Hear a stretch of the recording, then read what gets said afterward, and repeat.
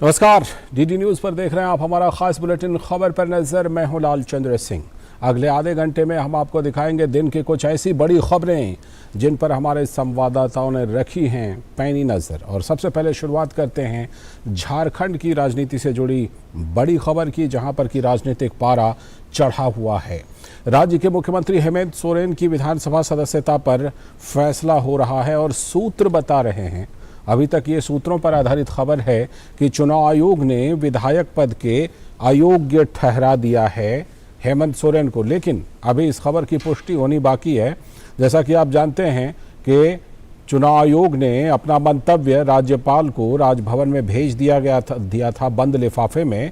तो उसी लिफाफे में क्या कुछ होने वाला है उसी को लेकर के ये खबर है। और सूत्रों के मुताबिक खबर ये आ रही है कि उनको अयोग्य ठहरा दिया गया है। तो जाहिर सी बात है कि जो राय चुनाव आयोग के द्वारा भेजी गई थी उसमें हेमंत सरकार के लिए खतरे की घंटी है। और ये भी है कि सदस्यता को रद्द करने की सिफारिश कर दी है चुनाव आयोग ने। चुनाव आयोग की सिफारिश पर आखिरी फैसला हालांकि राज्यपाल को लेना है और इस बारे में अभी राज्यपाल फैसला लेने वाले हैं। इस बीच झारखंड के मुख्यमंत्री हेमंत सोरेन ने यूपीए विधायकों के साथ एक बैठक कर ली है। झारखंड के मुख्यमंत्री हेमंत सोरेन की सदस्यता का मामला खनन का पट्टा और शेल कंपनियों में उनकी हिस्सेदारी से जुड़ा हुआ है। बीजेपी के नेताओं ने 11 फरवरी को सोरेन के खिलाफ राज्यपाल को एक ज्ञापन सौंपा था, जिसमें आरोप लगाया गया था कि सीएम पद पर रहते हुए सोरेन ने अपने नाम ही खदान आवंटित कर लिया था।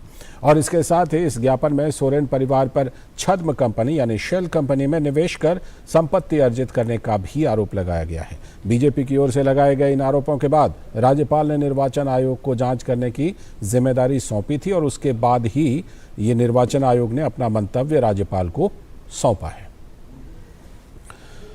तो जुड़ते हैं अपने संवाददाता दिवाकर कुमार से, जो हमारे साथ रांची से मौजूद हैं, और उनसे ताज़ा हालत लेते हैं और ख़ासतौर पर उस बात पर भी पूछेंगे कि जो सूत्र बता रहे हैं दिवाकर कि चुनाव आयोग ने उनकी सदस्यता को रद्द करने की सिफारिश की है, क्या इस खबर की पुष्टि अभी तक हो पा रही है किसी तरह से दिवाकर?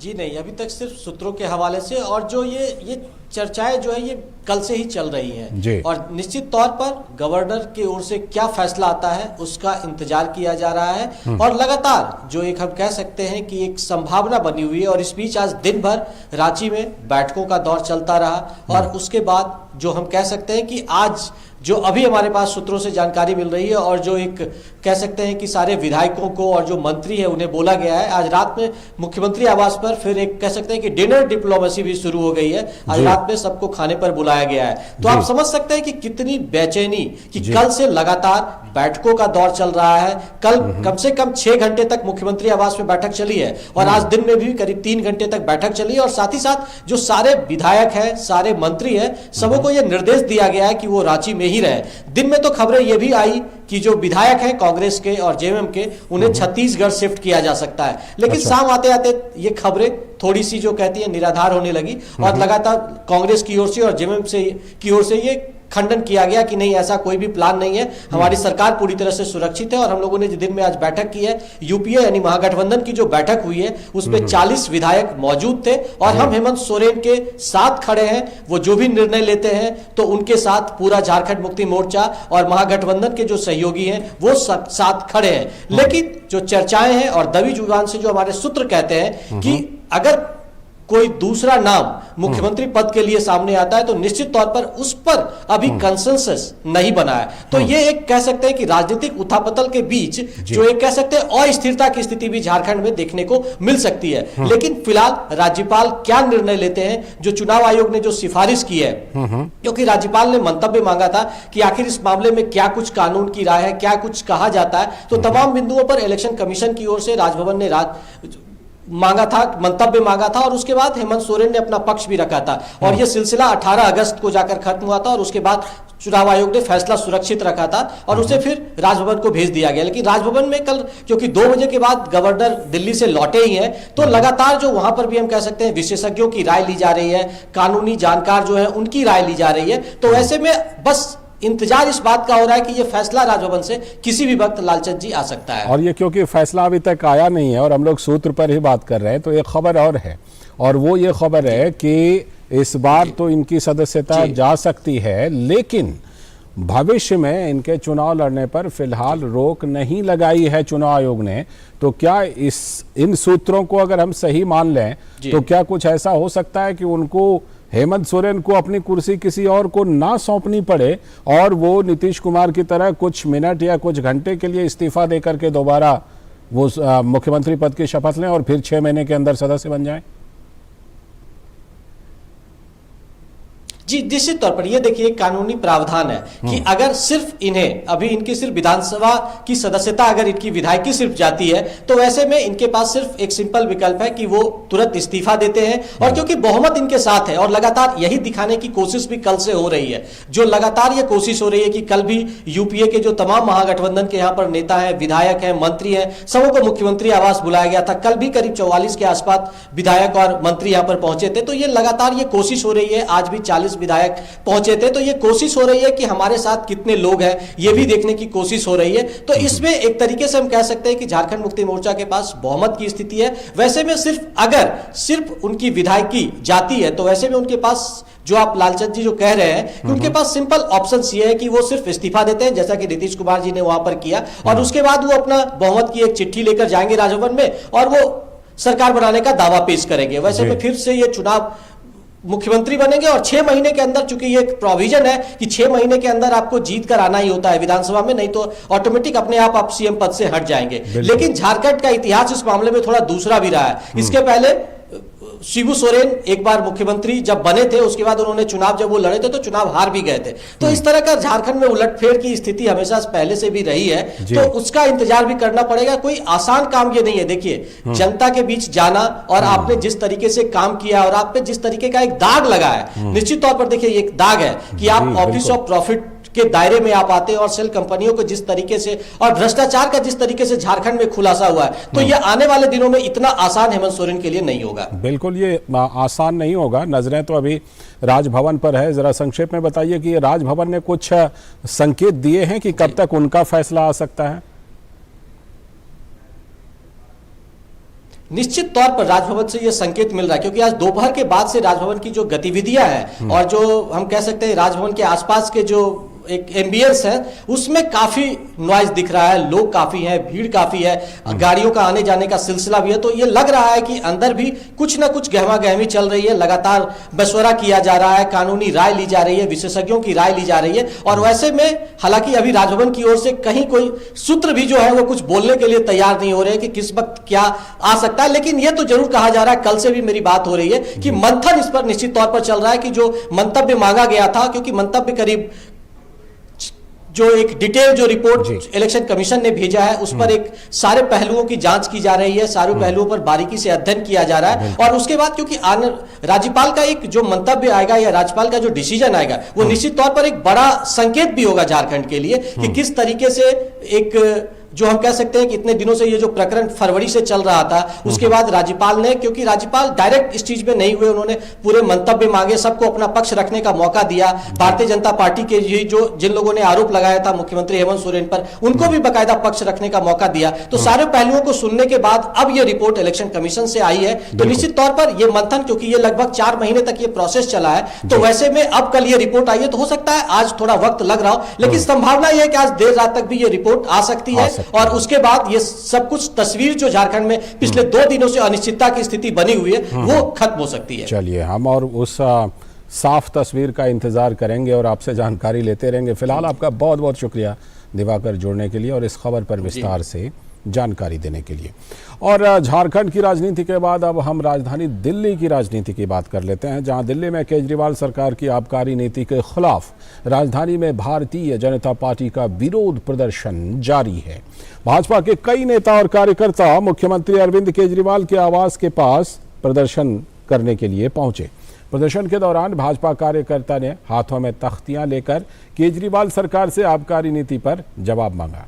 विरोध प्रदर्शन में भाजपा के प्रदेश अध्यक्ष आदेश गुप्ता, सांसद परवेश वर्मा, रमेश बिधूड़ी जो विधानसभा में विपक्ष के नेता हैं, समेत अनेक कार्यकर्ताओं ने हिस्सा लिया। और दिल्ली भाजपा के प्रदेश अध्यक्ष आदेश गुप्ता ने केजरीवाल सरकार को घेरते हुए कहा कि आखिर क्यों नहीं दिल्ली की भ्रष्टाचार युक्त आबकारी नीति पर जवाब दिया जा रहा है। नई शराब पॉलिसी बनाने से पहले और बनाने के बाद तक आप बहुत उसकी बखान कर रहे थे कि बहुत अच्छी है, लेकिन अगर अच्छी थी तो वापस क्यों लिया आपने सीबीआई जांच के बाद? और जब भ्रष्टाचार से उपजे प्रश्न उठ रहे हैं, सामने आ रहे हैं और लगातार हम उन प्रश्नों का जवाब चाहते हैं, दिल्ली की जनता जवाब चाहती, देश की जनता ये जवाब चाहती है, उन प्रश्नों का जवाब नहीं देना पड़े इसके लिए वो तमाम मुद्दों को डाइवर्ट कर रहे हैं।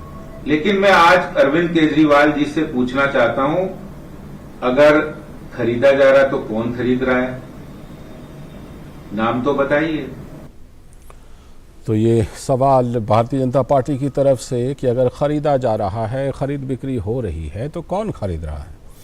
जी, तो दिल्ली शराब नीति पर जो कुछ हो रहा है और जिस तरह से कि आम आदमी पार्टी और भारतीय जनता पार्टी आमने सामने, हमारे संवाददाता राजेश राज जिन्होंने इस खबर पर रखी है नजर, जुड़ चुके हैं हमारे साथ। राजेश, जिस तरह से कि भारतीय जनता पार्टी अब सड़क पर भी प्रदर्शन कर रही है और दूसरी तरफ आम आदमी पार्टी भी अपना राजनीतिक कार्ड खेल रही है, चाहे वो आरोप लगाने की बात हो, चाहे शराब नीति की जगह शिक्षा नीति की बात करने की बात हो, या फिर विधानसभा का सत्र, विशेष सत्र बुलाना, इसमें क्या कुछ हासिल करना चाह रही थी आम आदमी पार्टी विधानसभा सत्र के जरिए?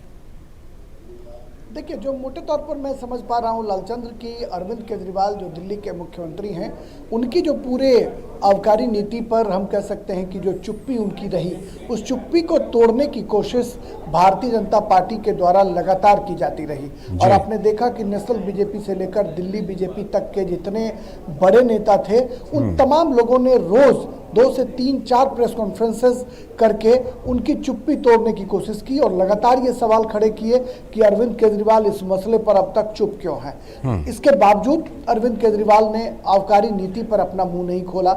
मनीष सिसोदिया ने कहा कि ट्वीट करके ये कहा कि हम अरविंद के साथ गुजरात जा रहे हैं और गुजरात में जो दिल्ली की शिक्षा व्यवस्था है वैसी शिक्षा व्यवस्था गुजरात में लाने की कोशिश करेंगे। और वहां जाकर के दोनों ने जाकर के कई सभाएं की, लोगों से रूबरू हुए, लेकिन आबकारी नीति पर अरविंद केजरीवाल का स्पष्ट कोई वक्तव्य जो था वो गुजरात में भी देखने को नहीं मिला और ना दिल्ली में। वो भारतीय जनता पार्टी के तमाम तरह के आरोप और तमाम तरह के जवाब मांगने के बावजूद भी वो अपना रुख स्पष्ट नहीं कर पाए। ऐसे में जो राजनीतिक पंडित हैं वो यही कयास लगा रहे थे कि शायद विशेष सत्र बुलाकर वो अपनी बात को विधानसभा के भीतर रखेंगे और जनता को ये बताने की कोशिश करेंगे कि किस तरीके से इस नीति पर भारतीय जनता पार्टी का क्या रुख रहा। लेकिन जो भारतीय जनता पार्टी के लोग हैं वो आक्रामक हैं इस बात को लेकर कि पहले सत्येंद्र जैन जो अभी जेल में हैं उनके मंत्री, और फिर मनीष सिसोदिया का नाम आ रहा है, और छोटे बड़े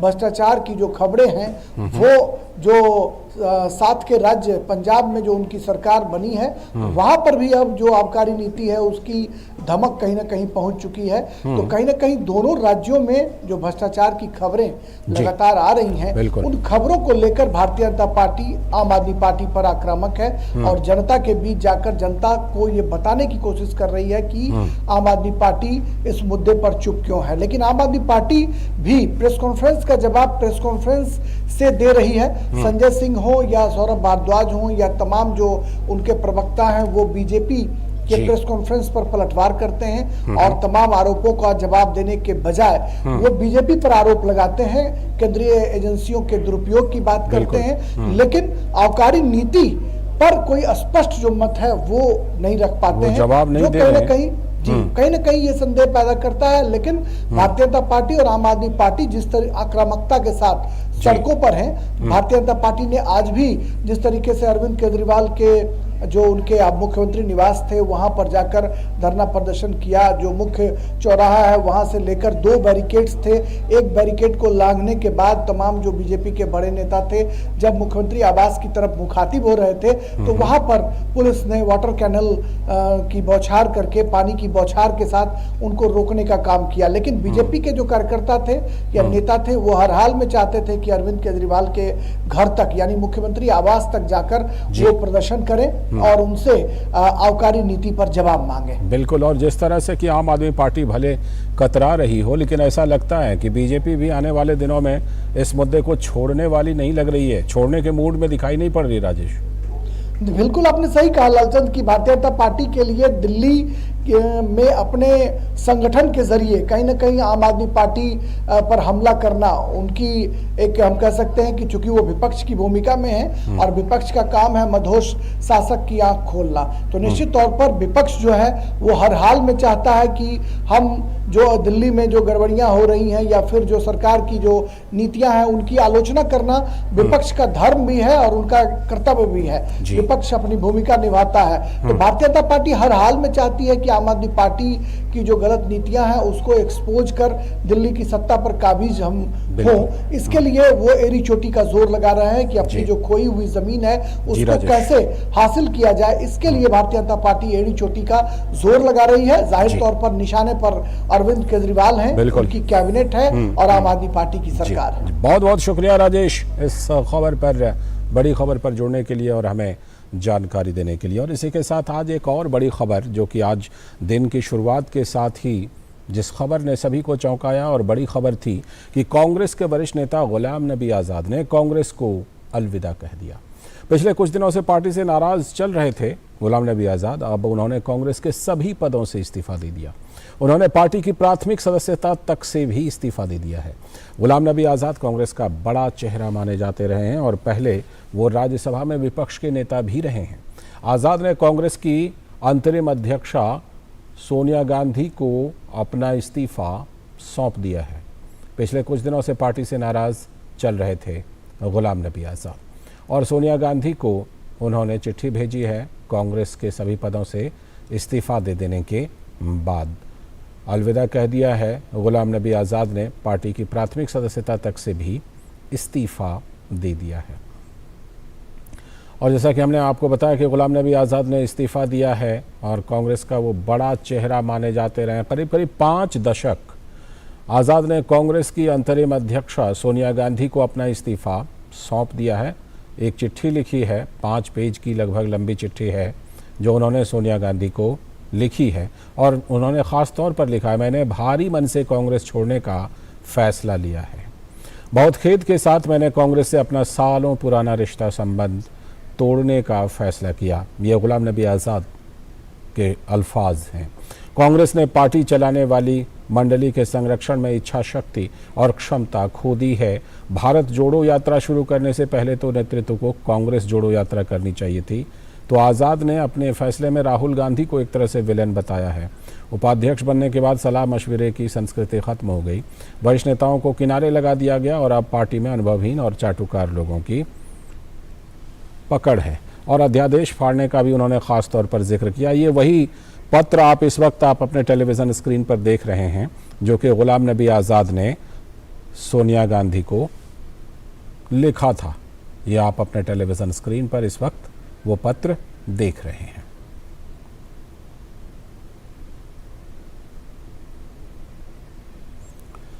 यही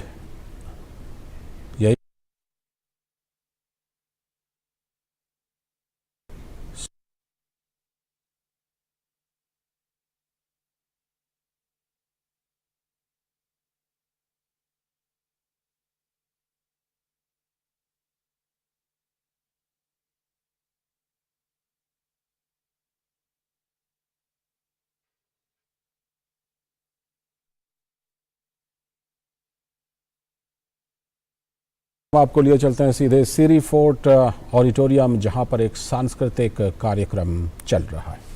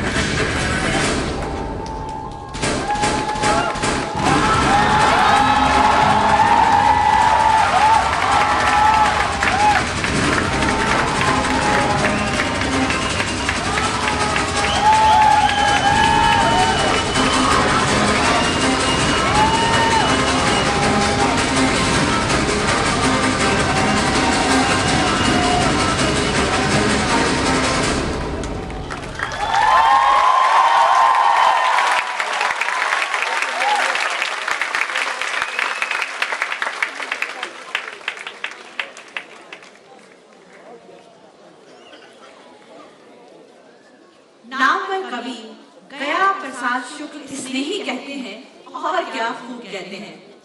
जब गोरों का इस देश में धीरे धीरे अधिकार बढ़ा, जीवन हुआ जैसे नरक, सूना सब संसार हुआ।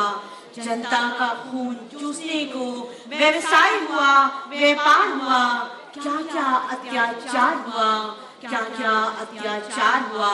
छिन गया सब काम काज, छिन तख्त गए, छिन ताज गए। शाहों की शाही छिनी और राजाओं के राज गए। तब धू धू करके धधक उठी जनता की अंतर ज्वालाएं। वीरों की कहे कहानी क्या, आगे बढ़ाई बालाएं। सम्राट बहादुर शाह जफर फिर आशाओं का केंद्र बने। सैलानी निकले गांव गांव, सरदार अनेक नरेंद्र बने। आगरा अवध के वीर बड़े, आगे बंगाल बिहार बढ़ा। जो था सपूत वो मंगल पांडे की आवाज पर उठा। झांसी की रानी बड़ी और नाना लेकर तलवार उठा। आसन परदेसी सत्ता का पीपल पत्ता सा डोल उठा। उत्साहित हो हर भारतीय, भारत माता की, भारत माता की। बोल उठा भारत माता की जय, बोल उठा।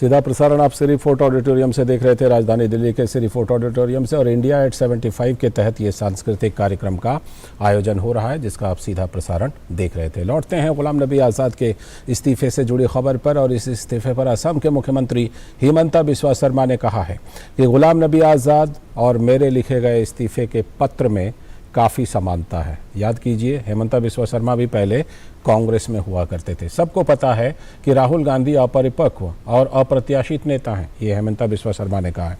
कांग्रेस अध्यक्षा सोनिया गांधी ने अब तक बस अपने बेटे को ही आगे बढ़ाने का काम किया है, जो अब तक विफल रहा है। इस वजह से जो नेता पार्टी के लिए वफादार थे वो पार्टी छोड़कर जा रहे हैं। कांग्रेस प्रेसिडेंट और Shrimati Sonia Gandhi is not taking care of the party. She basically all these years she is only trying to promote her son. Rahul Gandhi BJP के लिए एक वरदान है, इसलिए राहुल गांधी का साथ जब भारत का लोग कंपेयर करता है, बीजेपी का लीडर्स लोग माइल्स अहेड हो जाता है, तो इसीलिए वो तो बीजेपी के लिए शूट करता है। लेकिन कांग्रेस में आज जो आज़ाद साहब जो चिट्ठी लिखा है, वही चिट्ठी में 2015 में लिखा था। कुमार आलोक हमारे संवाददाता इस खबर पर जुड़ चुके हैं हमारे साथ। आलोक, देखिए, जिस तरह से कि हेमंता बिस्वा शर्मा भी जिक्र कर रहे थे, हालांकि आप बीजेपी के नेता हैं, असम के मुख्यमंत्री हैं, लेकिन कांग्रेस में हुआ करते थे।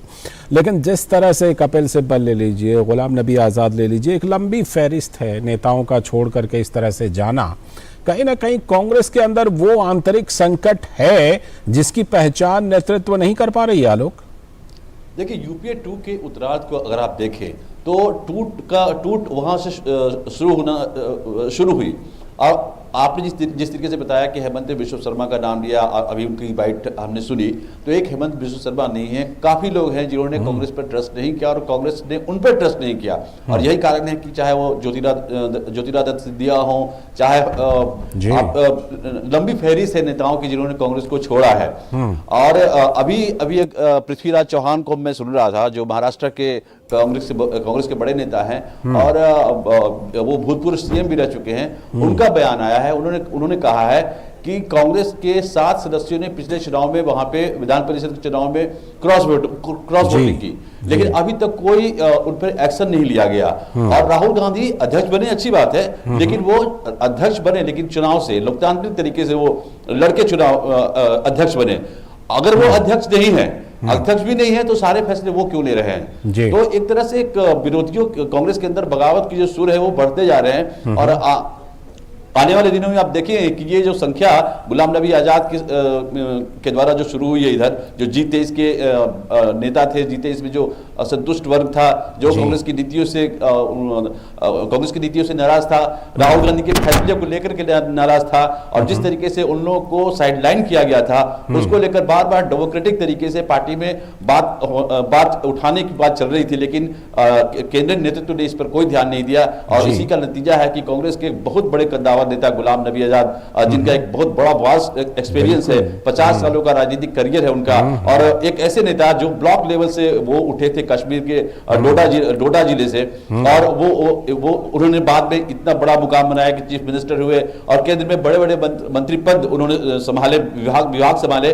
और जब 2014 में नरेंद्र मोदी की सरकार बनी तो राज्यसभा में वो प्रतिपक्ष के नेता बने। तो एक तरह से बहुत बड़ा सेटबैक है कांग्रेस के लिए। और खासकर जब से इस्तीफे की घोषणा हुई है, वहां पर जम्मू कश्मीर कांग्रेस की जो राज्य कमेटी है वहां भी भगदड़ मची है, और 5 जो बेहतरीन जो 5 मजबूत कांग्रेस के नेता है उन्होंने भी इस्तीफा दे दिया है। तो ये कांग्रेस के लिए जो संक्रमण काल है वो कम होने के बावजूद वो बढ़ता जा रहा है। और जिस तरीके से उन्होंने गुलाम नबी आजाद ने कहा कि आप भारत जोड़ने जा रहे हैं, आपको कांग्रेस जोड़ने की यात्रा शुरू करनी चाहिए। तो कुल मिलाकर कहा जाए कि कांग्रेस के लिए अभी जो आने वाले दिन है और संकट से भरे रहेंगे। बिल्कुल, और कांग्रेस को सच में जोड़ने की जरूरत है।